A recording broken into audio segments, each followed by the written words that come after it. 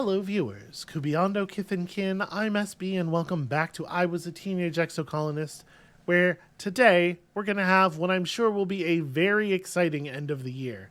But before we do that, I need a little break. I have radiated myself very badly. Let's just relax in the park, which will solve this problem somehow. Well, unless Mom decides not to let us relax here. Your mom is tending to her garden as you relax nearby. You're both happy to leave each other alone, but you can hear her muttering to herself as she pulls weeds. Every day, she grumbles. You'd think I was never here at all with how some of these weeds grow. I thought that bringing only nice plants would mean we wouldn't have to weed as much, but these vertumnant plants, they're unstoppable. She pulls hard on one weed, which turns out to be a huge creeping vine that yanks out a few flowers. I want one place on this planet that's ours. I guess I'm gonna help her pull weeds. Well, this didn't do anything. You get down there and help your mom pull weeds for the better part of the afternoon. It's surprisingly hard work. By the end, your back and shoulders are aching and the palms of your hands are on fire. Oh yeah, I need to go to engineering and see about my DNA. Your mom dumps a huge armful of weeds into a wheelbarrow. These go all the way to the edge of the colony, she says wearily. Whatever plant these roots belong to, they're invading my garden. She turns toward the walls and yells, "You stupid pink bastards! Stay out there where you belong!" Damn, Mom really doesn't like these plants. I think it's probably okay to drop playing sports ball, honestly. Okay, and that did not do anything.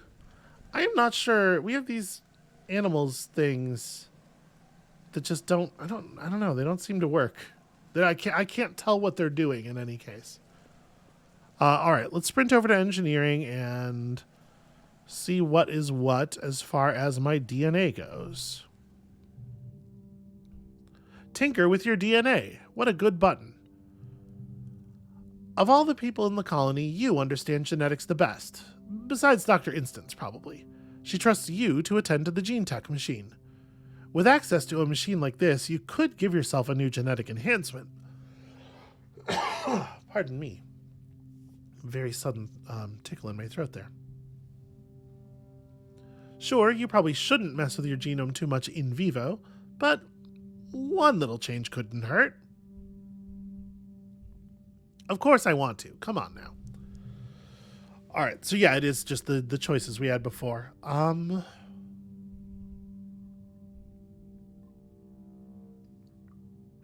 It's still not really clear to me how extra fingers helps with yellow challenges, especially. I guess creativity. But empathy and persuasion and bravery. Ooh. A card that lowers your stress every time you play it. It is a 1, though. The extra fingers would help us learn yellow skills faster, which matters because we don't have all that much game left, in theory. We're like 75% of the way through this thing. And these cards are the same, but like, I feel like our blues are in a much better place than our yellows. It might be too late.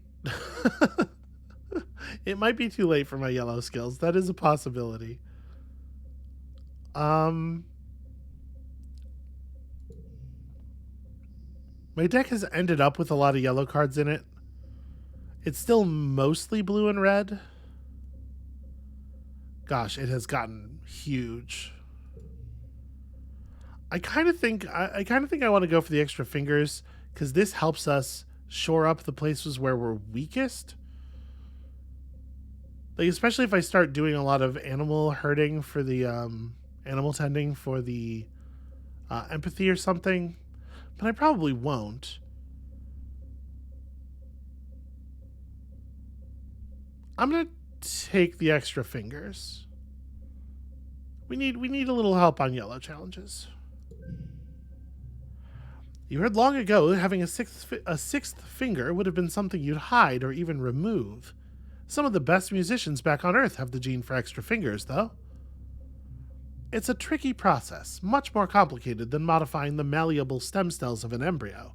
You wouldn't risk doing it again, but this time it works out. Dr. Instance knows what you've done, but you take her silence as tacit approval of your risky experiment. That seems handy and normal. I don't know, maybe I should have done the blue one. Whatever. The choice is made. The die is cast. The fingers are cast. Hey, Dis, what's up? You spot Dis about to head out on expedition. He's carrying a full backpack with a second one at his feet full of surveying equipment.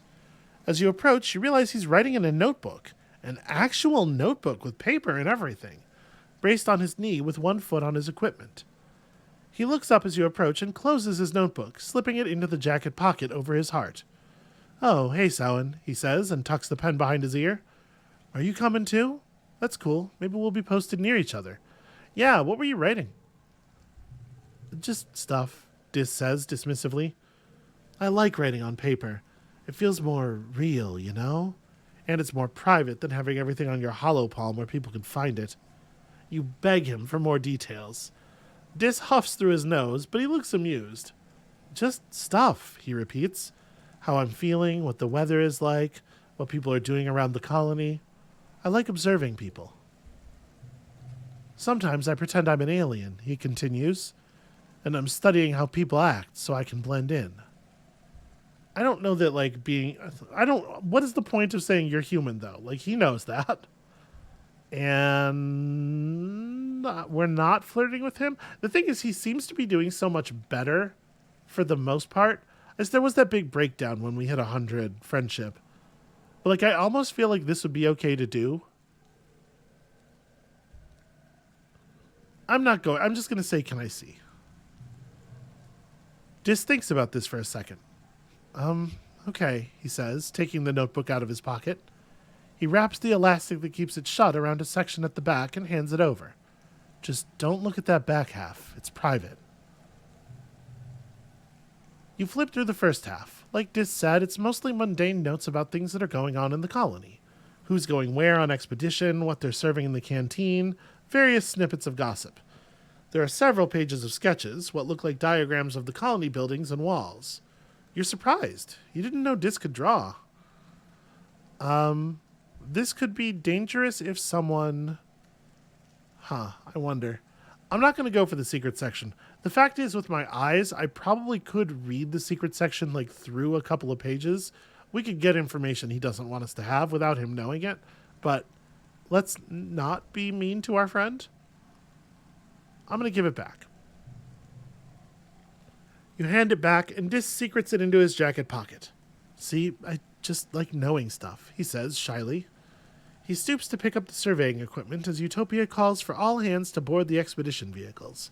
Then he's gone without another word. I'm kind of curious, what was that this could be dangerous if thing? If it's schematics of the defenses or whatever, this could be dangerous if it fell into the hands of a person from outside the colony who wants to hurt us. But everyone inside the colony already knows all the stuff Dis knows. And there aren't any people outside the colony. Unless we think Sim is going to try to blow up our city. I have a present for you. Do we know what she likes? Or what they like? We figured out that they like crystal clusters. Yeah, I'm cool giving them another crystal cluster. All right. Out on patrol. Survey the plains. Right? Yeah, all the events are live. A new boss event has spawned in the ridge. I think that's probably going to keep being true until we do all of them. Let's go survey the plains. We gotta go to each different area so that we have a chance to encounter Sim there. Although, with the way Sim didn't actually do anything for us in the nearby, I'm wondering if maybe that hypothesis is in fact not so good. When you report for surveying duty, Nomi Nomi is here. It's their first day as a surveyor. They smile widely when they see you, smiling exuberantly. Yep, I'm sure those are both true. Oh, you two know each other? Utopia says, looking to you, then Nomi. Well, that'll make this easier. So, I'd like you to keep an eye on Nomi while you're out there, Utopia continues. I'm going to assign you to the same regions for the next little while. Just make sure they don't wander into a nest of snap bladders, okay? Seems to be a very common problem. Yeah, hooray. That's cool. I'm into it. Nomi cheers and gives you a high five. We're going to make fast friends here. As Utopia explains to Nomi and some other new Helio surveyors about the surveying tools, Nomi starts to get bored and wanders a little ways from the group. You see it happening, but are powerless to stop them from tripping and nearly landing in a nest of Hopeye eggs. They're just about to crash into the delicate spun glass cocoon when Utopia materializes as if out of nowhere and scruffs them by the back of the collar. It's a good thing that they are wearing such a dramatic collar. Nomi, pay attention. Nomi giggles like they didn't even realize the danger of being stampeded by the upset Hopeyes beginning to gather around. Utopia ushers them back to the group before things can get tramply.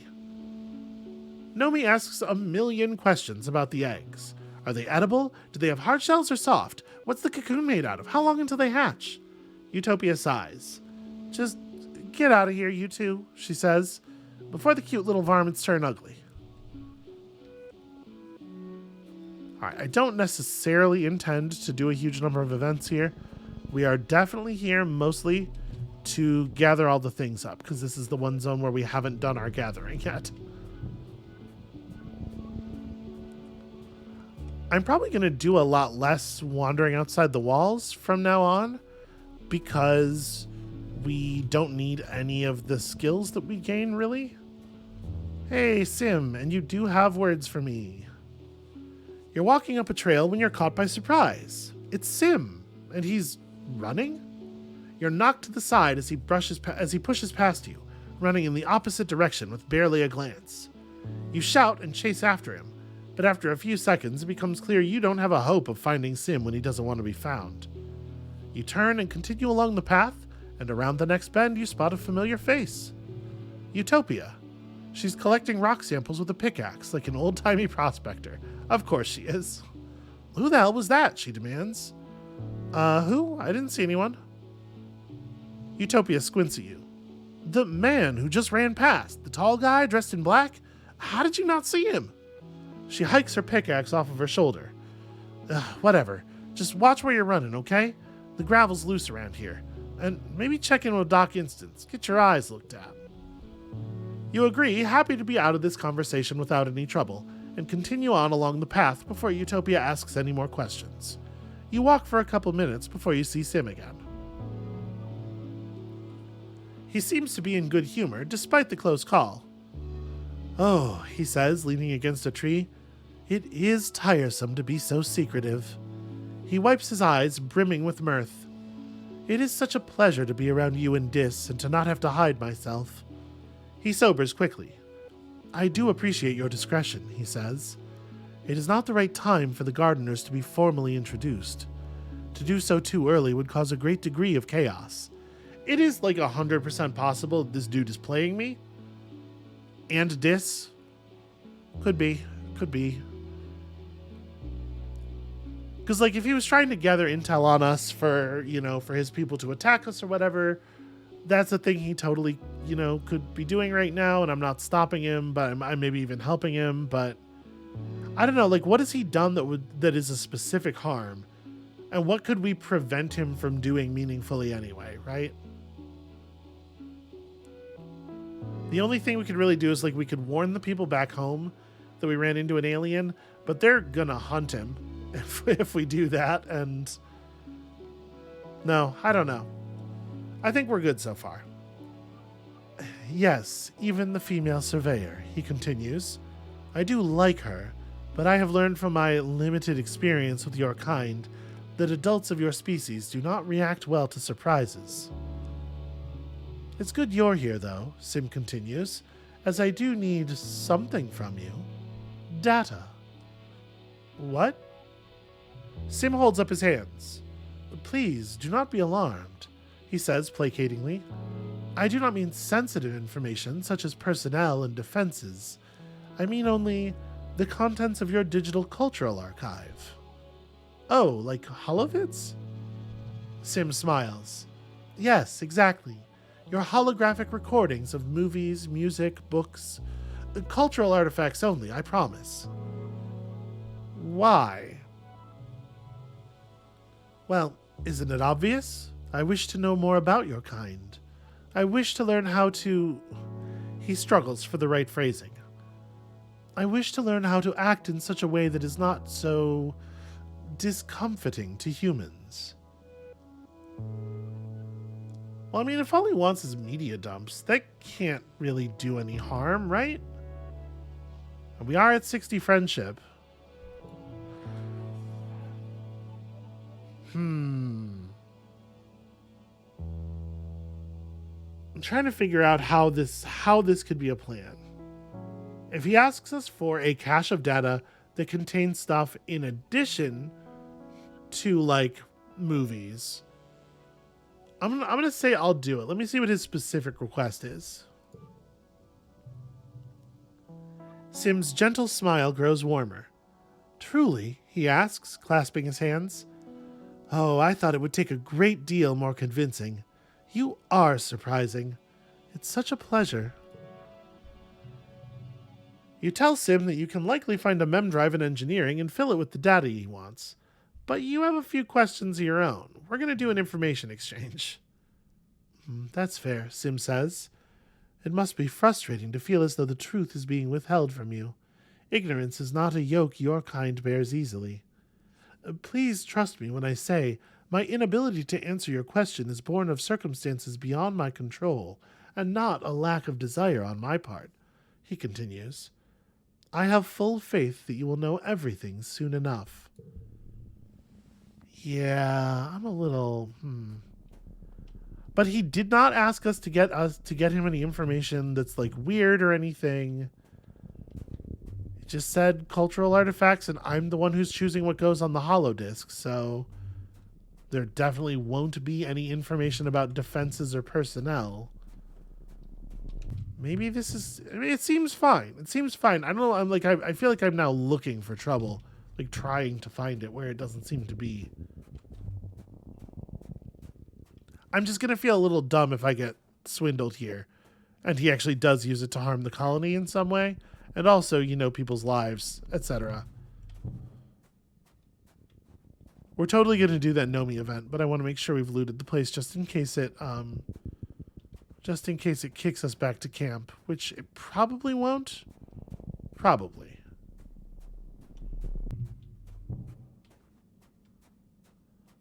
Very pleased about the number of mushwood logs we're finding here.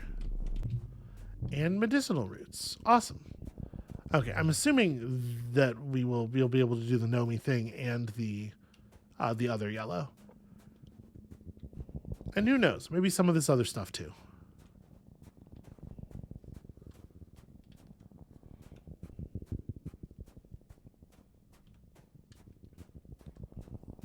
All right, where was she? She was over here somewhere. She was like right before all of the bush bubs. You hear Nomi shouting for help nearby. Of course I run over there. Why would I not run over there? You sprint to the sound of distress. Nomi seems to have fallen headfirst into some kind of Nomi-sized flower. Is it eating them? It's engulfed Nomi's upper torso, its petals pulsing as it pulls them down further. You could use your plas cutter to cut them out of there, if you can figure out what part of this creature to cut without hurting them. Nomi is struggling, and you hear muffled sounds of distress from inside. Well, you gotta try. Doesn't seem like it's gonna be all that hard, frankly. 468 is kind of whatever, but 26 points off the 76 is fine enough. Or the 78. This is a red challenge.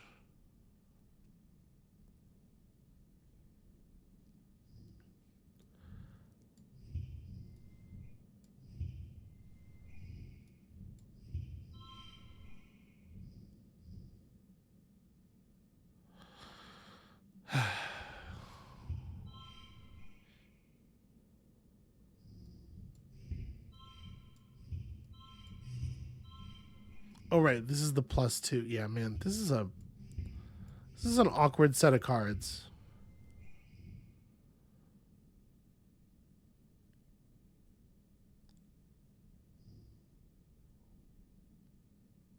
It is really, really difficult to to turn these cards into anything. We can make that a 5.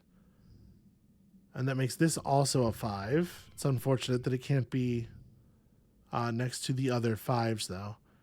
This will actually be a 7 if I put it down. Maybe we just do this. Oh, wait, what am I talking? Right, I'm going to lose this 5 if we... Damn it. Well, then maybe it doesn't matter. 4, 5... This slot is +2.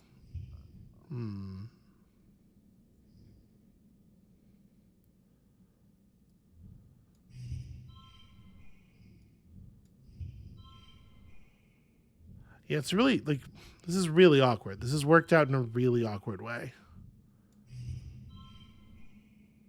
To be perfectly honest with you, I think I might just take this. Let's just move to the next bit because I think I can hit 29. I think that shouldn't be a problem at all. So...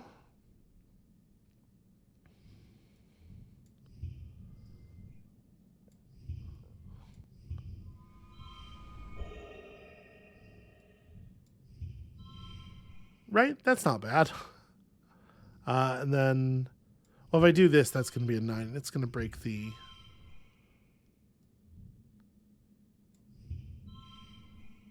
It does still... It ends up being 2 points higher, but we could do better than that just by playing the 6, right? Yeah.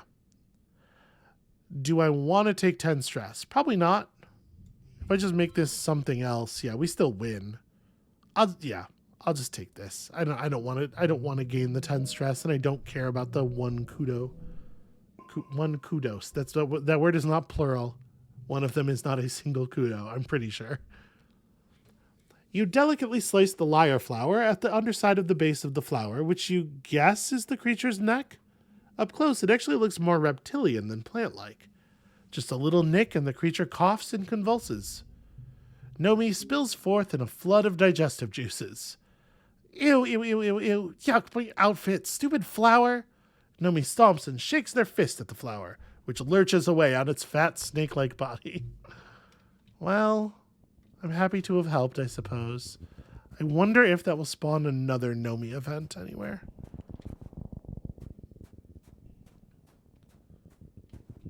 I don't really want to run all the way back to the beginning to check. Let's just move on to the end here. Did I? Okay. I thought I might have seen the edge of the glow of a collectible there. I think we were pretty thorough.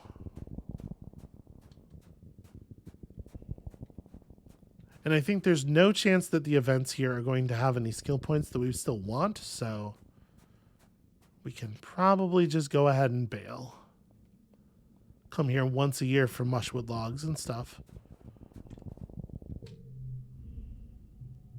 There's a deep, perfectly circular pond here filled with clear crystalline water. Small, transparent creatures like jellyfish bob around in it, rippling with iridescence. Dis is with you and in a characteristically bad mood, despite the jaw-dropping beauty of your surroundings. He plops grumpily down on the bluff to watch the water. And I just watch with him, because I know that this is the thing he likes to do. Just hang out and look at stuff together. You aren't watching for long when a tentacle reaches up and plucks one of the jellyfish from the swarm, dragging it down into the depths. Some massive Xeno must live at the bottom of this pond. Fascinating. As you watch, it plucks 2 more. It seems to prefer the larger, older ones.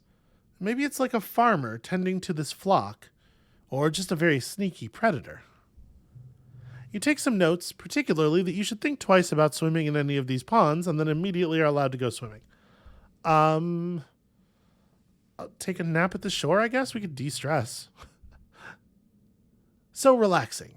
You take your off your shoes and soak your feet in the water. Why would I do that? You're dozing off until a tentacle grabs your ankle and pulls you into the pool. You flail your arms, fighting the gentle pull of the tentacle. Dis watches from the shoreline. You think he's frozen in shock, but when you call for help, he only frowns in thought. Okay, but he's not like... We know he's not... We know Dis jumps to save our life, right? We've seen that happen before. I think more than once. Dis, help? Dis moves closer to the pool. Panic doesn't help, he mutters. Calm down. Just calm down, see? You stop flailing, and the tentacle stops pulling. See, it's not pulling you under, Dis says. It's just checking you out. After a while, the tentacle releases you and disappears into the depths. Dis helps fish you out of the deceptively deep pool and helps wring out your clothes. I'm not going to call him stupid for that. That would be a stupid thing to do. Don't do that again, Dis says, sounding furious, actually. If you drowned in there, it would have been my fault. Don't ever do that again. You realize he's upset because he cares about you, in his way. You mumble a thank you and grab a towel to dry off.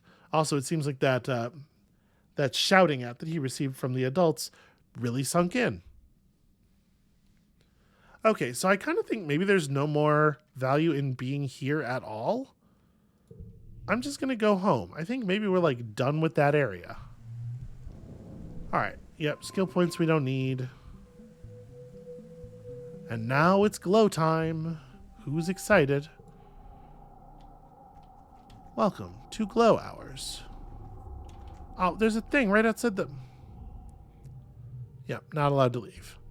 Can I please, we can open up the gates. I can just walk outside for 2 seconds. There's a crystal cluster right there. Well, we don't need to rest.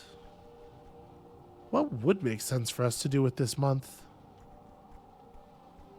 Not even sure, really. Dis looks up at the dark sky, illuminated by the fungal glow coming from the forest. Do you think it's going to make a difference? He asks, not looking at you. The soldiers, the walls, the explosives, they're going to keep coming, harder and harder, until we're dead. Well, I think that you are probably onto something there, unless we do something about it. Cal reaches up and strokes one of the native plants in the garden, its light reflecting onto his awestruck face. When we landed here, we didn't even know this was possible. What else don't we know about this place? Oh, quite a lot, I suspect. Want some more cake? Yep, apparently he's going to do that every time we give him a cake. That rules.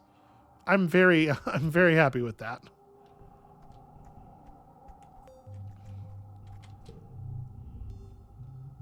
Take care of yourself, Samhain, your mom says grimly. She's taking a break, hot blep tea in hand, looking warily out toward the walls. I don't want you too far from the colony if we're attacked again this year. She turns to you. Don't be a hero, Samhain. You kids need to stay safe. My heroism has actually saved a lot of people already, so I'll handle that, thank you. You spot your dad standing stock still, his eyes closed and his head tilted to listen. Hey, Gooseberry, he says, recognizing you just from the sound of your footsteps. Have you ever paid attention to the planet during glow? It feels different. He blinks his eyes open. It's like a hum, he continues. Maybe from the plants. Heck, maybe the wormhole. Well, we do in fact have 80 animals or greater. Your dad is running some kind of test on the Trippets. He's playing different chords and trying to see if they have a language, or are just making instinctive animal calls. You help him by holding up random objects and trying to determine if their sounds map to any understanding of what they're seeing. Well, they're either saying kill all humans or linguini sports ball, your dad says, staring at the readout on his hollow palm. I just can't be sure. Okay, very little information to be gathered there. Tangent. It stands to reason there will be some sort of attack this glow, as there has been in other years, Tange says, looking out toward the walls. It's my hypothesis that each attack will grow in intensity until we are routed from the planet or become the dominant species. With how difficult this year was on our food supplies, we are certainly entering this season at a disadvantage. We have plenty of food. Would you like a pretty flower? Hooray! Where are we at with her? 85. Well, I hope you find it useful, because I know that's the thing that you care about the most. Alright, so what do we want to gain? Empathy, persuasion, creativity, like yellow stats are definitely valuable. Humanities would give us creativity and persuasion.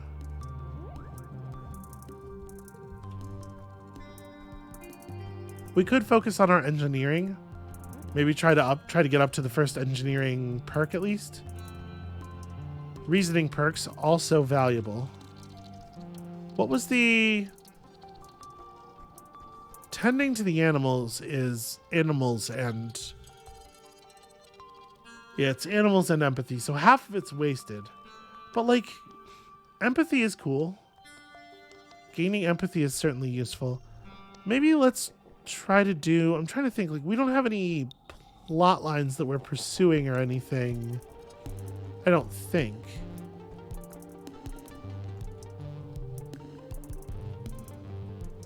Life sciences is biology and reasoning, which obviously we don't need. We could do engineering and reasoning. We're actually pretty, well, we're not close, but we're not that far off of perks for both of those. Yeah, maybe that's the most sensible thing to do.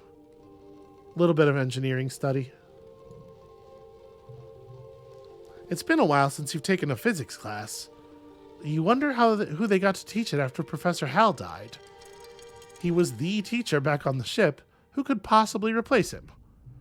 Congruence is waiting placidly for class to begin. Oh, Samhain, hello, she says, as you take your seat. It's been a while since you joined us to learn about the grand world of physics. Don't be surprised. I'm teaching this class now in Professor Hal's absence. It is kind of funny because, like, this is the first time we've taken this class since Hal died. So in a way this makes sense, but it's also been like 6 years. Congruence takes her place at the front of the class.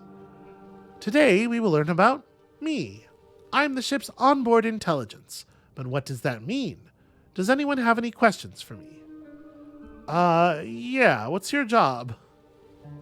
Well, right now, part of me is showing animal videos to children in the crash, and part of me is here teaching you, but most of me is monitoring the engines which give us power, and the life support systems that make it comfortable in here. This would be a very silly question. I know an awful lot about biology. I'm just going to listen from this point. Congruence explains that she had to do all kinds of calculations to help fly the ship and land it, and that she was designed to provide a user-friendly interface to the ship's systems. But Hal modded me to be far more than that, she says proudly. Now I can even tell jokes. Why did the computer cross the road? I don't know why. Congruence smiles widely and then delivers an answer in what is probably 8-bit ASCII. I bet if you translate that, it's funny. Sim asks you for data on human culture. Television shows, music, books, things like that. I totally did forget about that. We are here sort of by accident, but good work, me. You have unlimited access to Congruence's media archives through your HoloPalm, but for Sim, it will be a little more complicated. You'll need to find a physical storage unit with enough memory to contain a chunk of the Holo archives. Fortunately, I'm good at sneaking around and stealing shit. The robot workshop would be a good place to look. You sneak in, nobody around, good. You rummage around until you find what looks like a portable Holo unit in a drawer, then find a port in the wall to plug it into. An interface pops up with options to copy data onto the tiny drive. Perfect. You start by copying your very favorite vids and games, then realize there is a ship-ton more room on this tiny device. You sweep in several thousand more vids, as well as the entire contents of the school's Learningpedia. As you slip the unit into your pocket, the Congruence console above you suddenly flickers and lights up.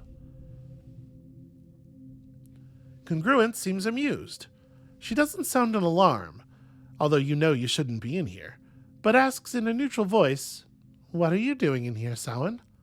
"I just came to see you?" Congruence allows her expression to show doubt, though she seems flattered. You chat for a bit, then she tells you to get out before you get in trouble. She seems to be lonely. Can an artificial intelligence get lonely? It's something you've never really thought about before. You guess she must miss Professor Hal quite a bit. So we did only grab cultural stuff, it sounds like. It shouldn't be a big deal. Hopefully. Well.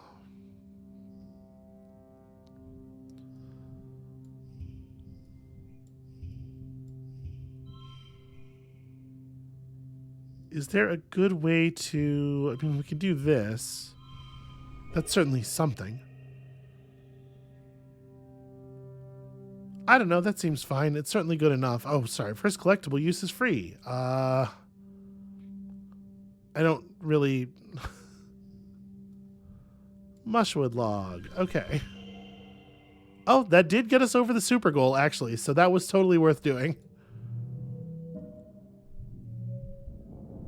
Alright, 4 points of engineering, 2 points of reasoning.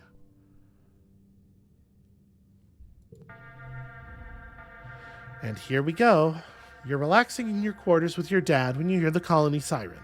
The enemy is here. Your dad looks up from his novel. Huh, seems early this year. We should head to shelter in the lounge. You've been drilling on new evacuation procedures for the past month. There's no need to be a hero now that there are so many new soldiers from the Helio. It's probably best if you just follow instructions and head to the lounge with your dad, but that's not really how I do things, so I rush to the front lines. You muster with the rest of the defense force at the gates. Rhett and Lum are arguing about what tactics to employ. Not a great time for that, fellas. Lum keeps trying to rally the soldiers with a heartening speech about giving it everything they've got, all the drones, all the explosives, and Rhett keeps cutting in. "We don't need to take any big risks, Rhett insists. "It's a smaller attack, and we have more than enough plas rifles and turrets. We should save our other resources for when we do need them." "Why do things halfway?" Lum exclaims. "We need to get in there and kick their asses back to the goo they came from.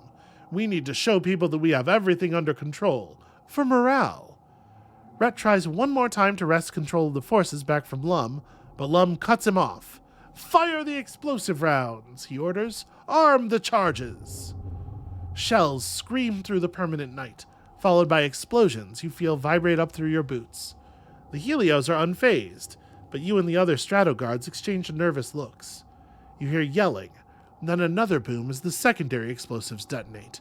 The baying of bloodthirsty animals reaches your ears, then... Lum holds his finger to his hearspeak. "Great work! Just the stragglers incoming! Open the gates!" Okay. Well, easy combat challenge.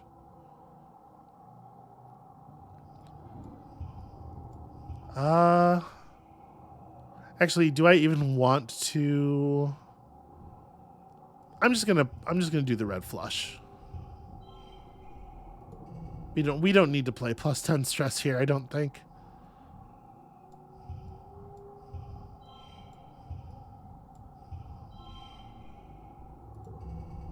Yeah, I feel like we're pretty under control. So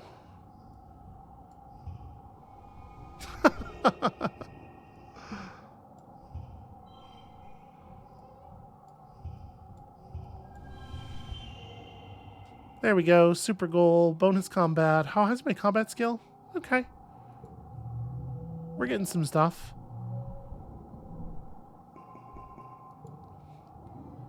You face off against a lesser Xeno, some kind of finned semi-aquatic thing already half dead and limping doggedly through the gates. It's almost comical how easy it is to stun and kill it. By the time you're done, the other soldiers have dispatched the rest of the creatures. Smoke drifts in from the battlefield from the explosions, an acrid scent of triumph. After the attack, Lum gathers everyone in the lounge and holds a big celebration for the soldiers. There's feasting and drinking and songs of valor, and as the party goes on long into the night, some drift away in pairs, or more. Mars and Rex keep the dancing going. Even Nem seems to relax, especially when the other cadets invite her to drink with them. Tonight, everyone seems convinced that this victory means the colony will be safe forever. Maybe it will be. You sure want to believe it too. Okay, that was really uneventful, actually. And here we go, starting age 16. We did a lot of work on Sim this year. So okay, we go until the end of age 19. So we're not quite as far in as I thought we were.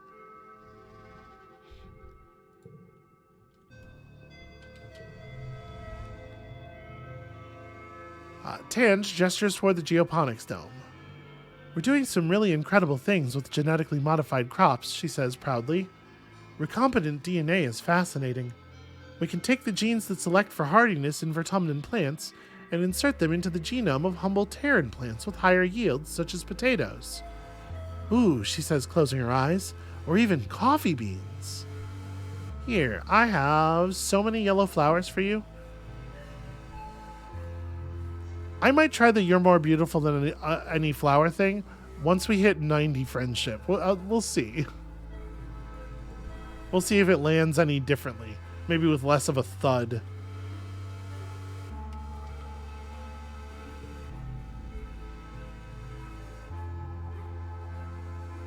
Early dust. Okay, so next season.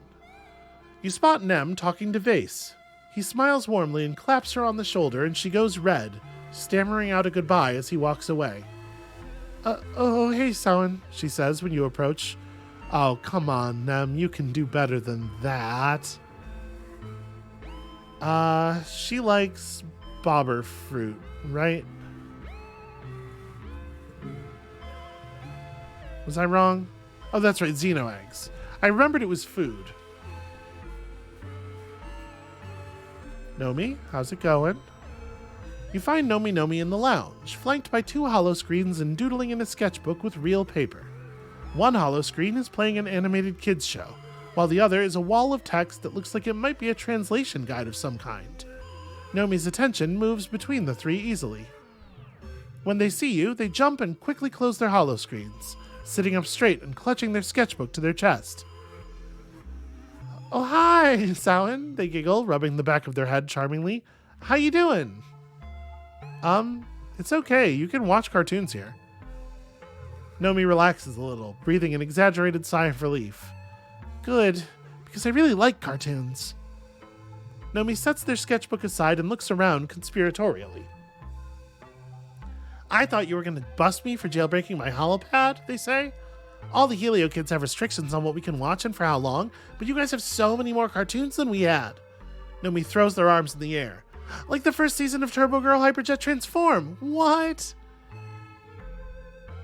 Yeah, I love Turbo Girl Hyperjet Transform. What?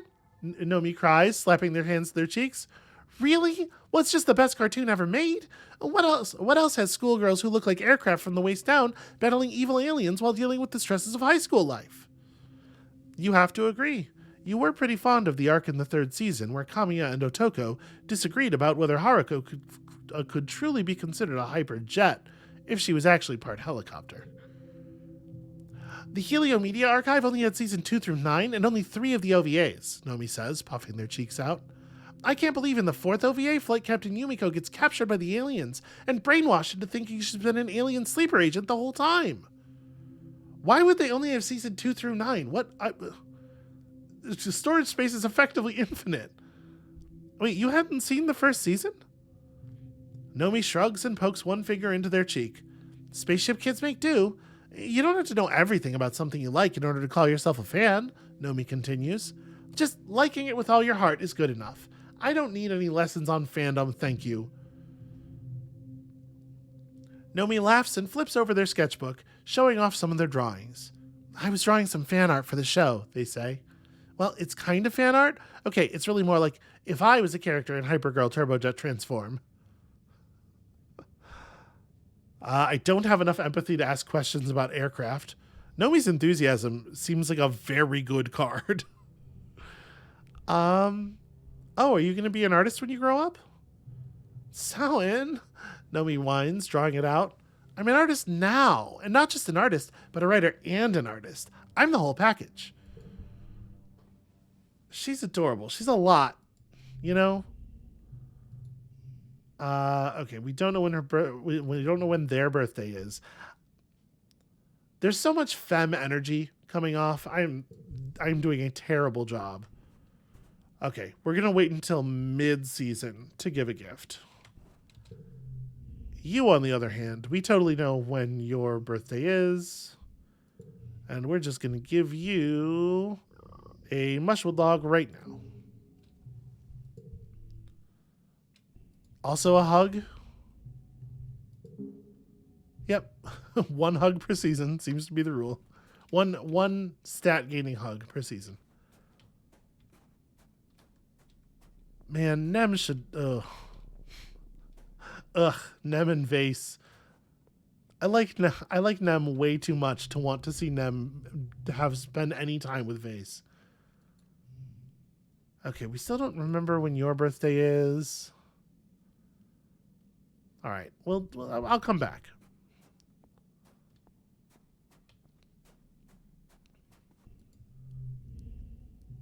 We definitely know when Cal's is, right? No, I could have sworn.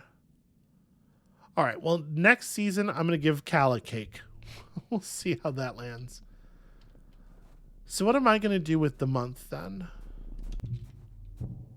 Well, I guess everything's reset, right? All the outdoor areas have reset.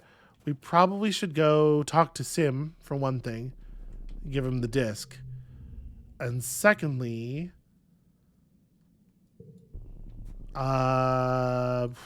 is one of the areas particularly valuable to us? I mean, I guess the ridge, right?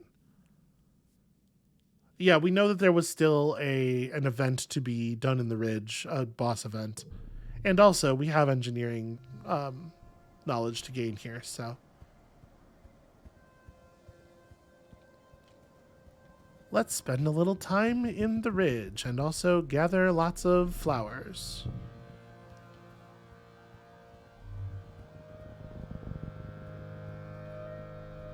So I think for the moment we're going to be pretty circumspect.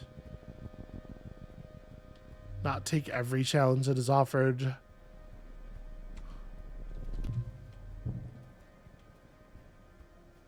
I am going to do this, though. We're going to do things that are very clearly engineering challenges. Okay, this is the hollow pillar thing. We have seen this exact one before. That's not terrible. That could be a lot worse. I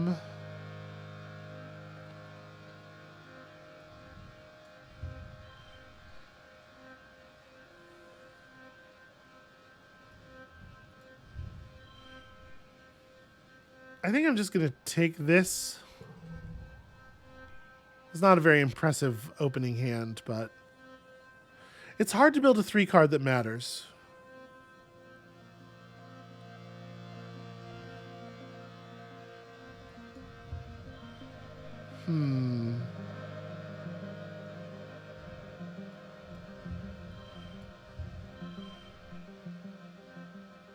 I mean, it's not awesome.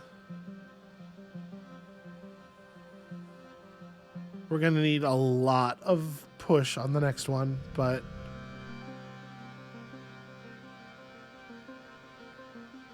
we certainly drew better this time.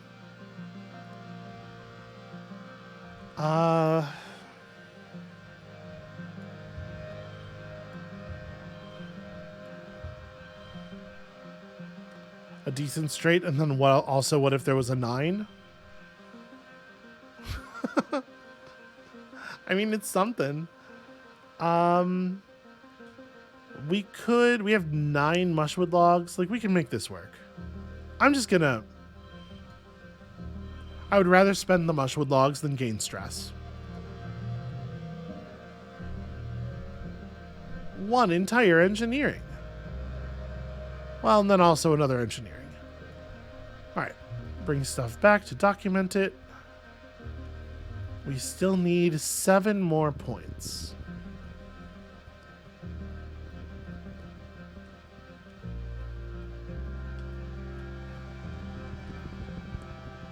Unfortunately, the events here do not broadcast their typing all that often.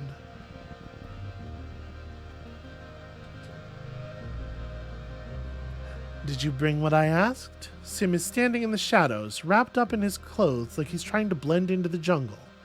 He looks like a vid actor, pretending to be shifty. You guess he's asking about the data he asked you to smuggle out of engineering. Yes, I would imagine so. Yeah, I've got the data you asked for. I knew it, Sim exclaims. I dreamed about it last night in my vat. Sorry, in your what now? Sim waves his hands dismissively. Never mind. Let me have the data drive. Getting a little desperate there, a little aggressive. Okay, but answer a question first. Sim sighs and crosses his arms, but from his smile you can tell he's amused by your little game. Okay, I'll answer exactly one question, he allows.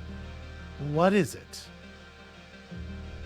Do the gardeners want to hurt us? Sim sighs. I hoped your question was going to be a fun one. He takes a breath and answers carefully. It's not that we want to hurt you, he replies. It's not personal or even malicious. It's like dealing with an invasive species. Sometimes you need to resort to harsh methods to remove it before it destroys the ecosystem. He holds his hand out expectantly. Perhaps that is not the answer you wish to hear, he says gently. But it is not our fault you are the way you are. Well, I feel like he's being honest at least. You hand over the data drive and Sim takes it reverently, staring as if he could see what's inside. Marvelous, he says. Like a genetic payload, except with digital data instead of organic. What will I learn from this trove, I wonder? You're still puzzling over the implications of the phrase genetic payload, and how much he seems to enjoy taking those. As he continues, the other gardeners are so tedious and obsessed with their work, he complains. They're more concerned with maintaining equilibrium than experiencing new things. They don't understand that novelty is what makes life interesting. He slips the data drive into his sleeve. Thank you, Samhain. I will treasure this. Okay. Hey, do you want a cake? A cake, Sim exclaims. A most wonderful human invention. He turns it around in his hands, sniffs it, then takes a fingerful of frosting and puts it in his mouth. Fantastic, he shouts again as he hands the cake back to you. I enjoyed that immensely. I hope the others you share it with will like it as much as I did. Okay, well, he kind of took it. He took part of it.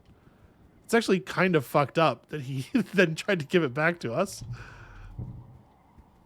Hey, Utopia, what's going on? Okay, found some devices here on the device platform. Utopia has sent a team of geologists to get a closer look at this region's weird terrain. You come across them working, and Utopia beckons you over. Samhain, she says, drawing everyone's attention to you. Samhain, come here. Samhain's been working in this area a while, and I'm sure she's got plenty of information on what's out here. The geologists politely turn toward you and listen. Here's what we got so far, Utopia says, speaking directly to you. Judging from how the layers of sedimentation are broken up, this place used to be pretty flat, before there must have been a ton of earthquake activity, ripping up the land and bringing up these huge ridges. Now, we can date the quakes around the time a lot of these ruins were created, she adds. And we're looking, but we haven't seen anything built after them. Like, that was it for the old convergent domain. These broken up layers are the same across the planet. Something sure happened about 20,000 years ago. I'm going to share my findings on the Gardener's Array. Information goes both ways. The what now? Utopia asks. I ain't never heard of that. The geologists all exchange similar looks. You explain that the convergent domain had this huge computer network, and some of it is still running. It was used to study and maintain the planet. It might even be dangerous. Utopia doesn't look convinced. I'm not one to throw out a theory, but that's pretty far-fetched, Samhain. All we've seen are ruins. She squints and thinks it over. Well, if that's true, maybe something went wrong with this array and it overloaded all the solar crystals? That level of cataclysmic disaster is the sort of thing that might end a civilization. I am not going to play this. First of all, I don't want that card. But secondly, obviously, we're not going to mention Sim. I'll just help them work here. You set up a drone hive to measure the sediment layers along the cliffside and learn a few things about rocks. Okay, couple of points of engineering. Can't be too upset about that. What do we still need 5? Yeah.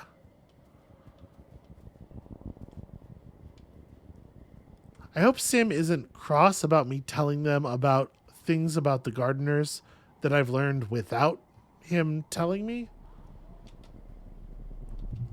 It does seem only fair. That's my knowledge. I earned it.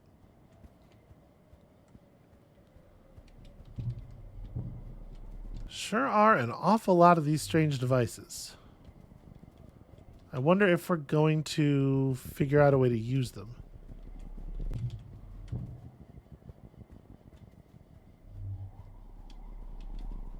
Alright, so now the question. Do we want to go back and do other events, or do we just want a boss event and probably get out of here?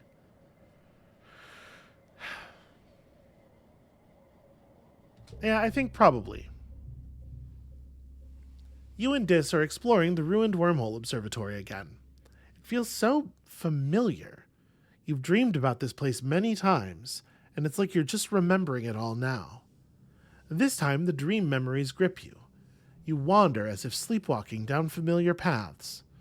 You look up and see the wormhole faint in the sky above. The time is right to observe it. Dis tries to keep up. "Where are you going?" he asks angrily. You don't answer. You're trying to concentrate on finding the place. You approach the large pyramid in the center of the complex.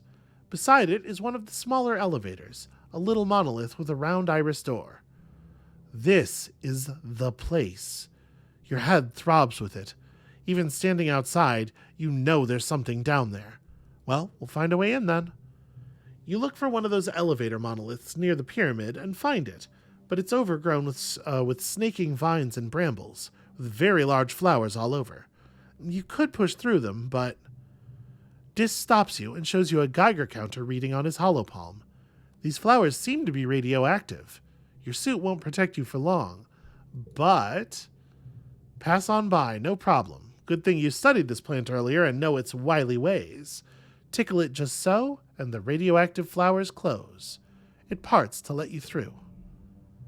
You enter the elevator, thankfully still working, and descend beneath the ground.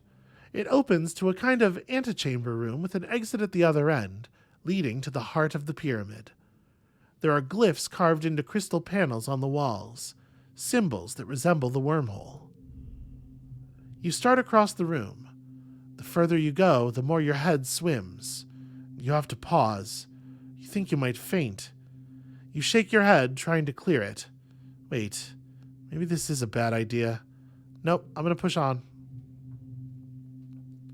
The fog slowly clears from your eyes. Your head still hurts, but you can think again. Dis looks concerned, even going so far as to reach out to steady you. Are you okay? I'm going to try to let him know what's going on. I don't see any reason not to. It's hard to put into words. You just say, "My head hurts." "Obviously," he says. "But no, it's more than that. You're seeing things. It's kind of like the array and kind of like a dream. But you feel that something super important is up ahead, and you need to see it." Maybe we'd better leave," Dis says nervously. "You don't look so good." No, there's something important." Past the antechamber is a long hallway sloping down.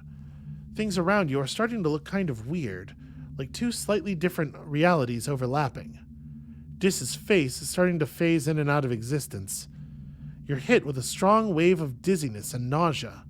Things seem to move in slow motion, but also far too fast. You lean over and toughness 50 or greater. Oh, man. Am I allowed to change my gear right now? I don't have a toughness thing anyway. That's wild. We're so close. You lean over and black out. You slip unconscious. When you wake up, you're back at the collection site. Dis must have dragged you out, then called for help. Your headache is gone, and a medical scan shows nothing wrong with you, but you feel completely weak and drained. Oh, that's a shame. Well, we got some good engineering value there. The suns rise again after glow, heralding a new year. It's your 16th birthday. You wake in your new quarters, blinking into the watery sunlight. Dust motes float through the air, and you take a moment to enjoy the perfection of your bed while you listen to the sounds of the colony waking up outside. So much has happened in 1 year. Just a few short months ago, you thought your life was over. Now it's better than ever. There's plenty of food, and the colony is safe. You even have your own bedroom. You're considering snoozing until your parents wake up, when your reverie is interrupted by noticing that someone is sitting on my balcony. It's Dis. He's on your balcony. He's starting to act more like Sim every day. You're finally awake, Dis says, slipping off your railing. I thought you were going to sleep away your whole birthday. Happy birthday, by the way. You watch the sunrise in companionable silence. I love the fact that we've really managed to become friends with him. That rules. Your parents wake up shortly after that, and you order up your traditional birthday breakfast feast. Your dad gives you a big squeezy hug and tells you he's proud of you. Okay, but nothing else particularly fascinating occurs. I'm not going to give out any gifts here. I think let's wait until late. Quiet. We almost never give gifts in late seasons. Might be a good time to test. But I think that is going to have to be it for us for today. I'm keeping this one to an hour. I have a little bit of willpower, it turns out, after all.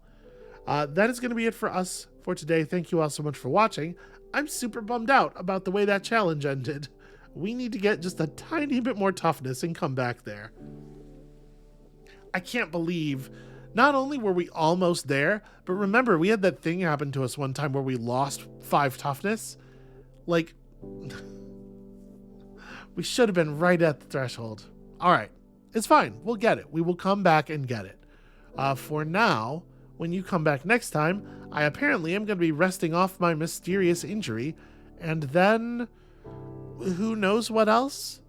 Hopefully learning an awful lot more about Sim, and not learning that he has secretly been preparing us for destruction. Fingers crossed, I guess.